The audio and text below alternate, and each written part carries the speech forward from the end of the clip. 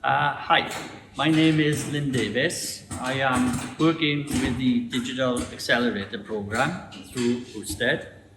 This is UWTSD's automation process in terms of a Festo process, but what we're going to talk about today is productivity.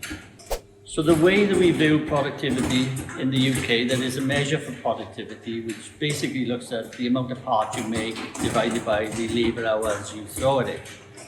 Not every company has got full automation like this cell, but lots of companies that use labour will be looking at how can they improve their productivity.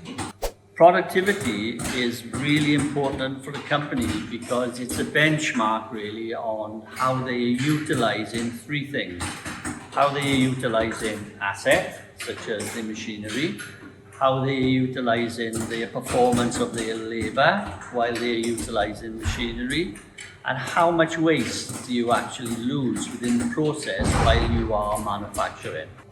So in terms of productivity, where would you start? You'd start by having measures on your process. Your measures are really going to tell you if you've achieved good productivity or if you achieve bad productivity.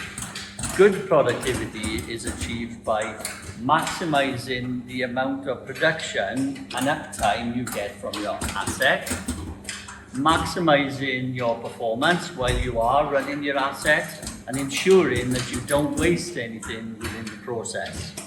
Good companies will use the analytics, the data analytics, to actually tell them where it is they need to go and work. They will take that information and data and they will turn it into actions to make the improvements that drive the bottom line opportunities of the business. So, in essence, productivity is really driven by the company, the analytics, and excellence within the process.